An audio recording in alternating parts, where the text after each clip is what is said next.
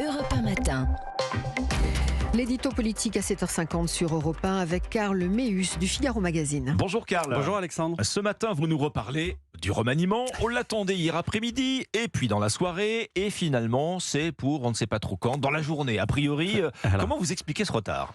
C'est un classique des remaniements. On sait quand ça commence, mais on ne sait jamais quand ça se termine. Vous savez, sur le papier, ça a l'air simple. On part du principe qu'entrer dans un gouvernement est un honneur qui ne se refuse pas. Et c'est là que ça se complique, car non seulement certains peuvent refuser, mais d'autres ont des idées très précises de ce qu'ils veulent faire et de ce qu'ils ne veulent pas faire. Et il faut composer aussi avec ceux qui ont une idée encore plus précise du rang protocolaire qui leur revient. Mais ce n'est pas le plus difficile de l'opération. Le plus compliqué reste quand même que la liste est composée par deux personnes, le Premier ministre et le Président de la République. Le premier croit être le véritable décisionnaire, quand en fait, c'est le second qui tranche. Bon, vous voulez dire que c'est tendu entre Matignon et l'Élysée ? Ça, c'est un autre classique des remaniements, le bras de fer entre Matignon et l'Élysée.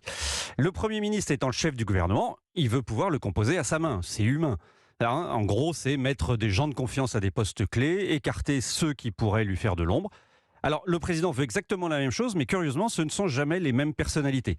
Je vous prends juste un exemple récent. Lors de la composition du gouvernement Borne 2, en juillet 2022, c'est pas si loin, la première ministre voulait écarter Gérald Darmanin du ministère de l'Intérieur. Elle n'a pas eu gain de cause, loin de là, puisque, en plus de conserver son poste, il récupérait l'outre-mer dans son portefeuille. Le président n'a pas accédé à la demande de la première ministre, qui a jugé plus utile pour lui d'avoir ce transfuge de la droite à ses côtés et satisfait, plutôt que dehors et mécontent.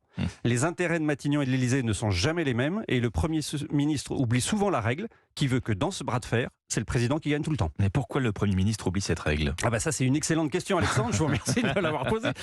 Non, il suffit pourtant de regarder l'histoire des remaniements sous la Ve République pour comprendre que jamais un Premier ministre n'a pu imposer le gouvernement de son choix au président. En dehors des périodes de cohabitation, bien évidemment. Oui.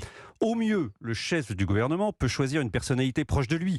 On se souvient, Jean-Pierre Raffarin a ainsi pu avoir son ami Dominique Bussereau dans son gouvernement en 2002 avec Chirac. Ou François Fillon qui peut choisir Roselyne Bachelot avec Nicolas Sarkozy. Généralement, c'est tout. On sait qu'Elisabeth Borne plaide pour un changement plus important, quand Emmanuel Macron, lui, veut un simple réajustement. Et là encore, on sent que le président est prêt de gagner la partie. À l'instar de Nicolas Sarkozy, Emmanuel Macron considère le locataire de Matignon comme un collaborateur. Il ne veut pas qu'il ait une trop grande envergure politique. C'est d'ailleurs l'une des raisons pour lesquelles il s'est séparé d'Édouard Philippe quand celui-ci est devenu populaire et a commencé à avoir un agenda politique qui était différent de celui du président. Ce qui n'est pas le cas avec Elisabeth Borne. Non, bien sûr. C'est sans doute la principale raison pour laquelle Emmanuel Macron l'a maintenu à son poste. Et comme au-delà des compétences affichées par elle, il prépare l'avenir, il devrait promouvoir, selon ce qu'on entend, les personnes ambitieuses comme Gérald Darmanin et Gabriel Attal. Deux hommes politiques qui ne cachent pas leurs ambitions d'accéder un jour à Matignon, voire briguer l'Élysée. Diviser pour mieux régner, un vieil adage que le président de la République, comme les autres avant lui, prend un malin plaisir à appliquer dans son gouvernement. Merci Karl Méus du Figaro Magazine. Et à demain Karl, à 7h50 sur Europe 1.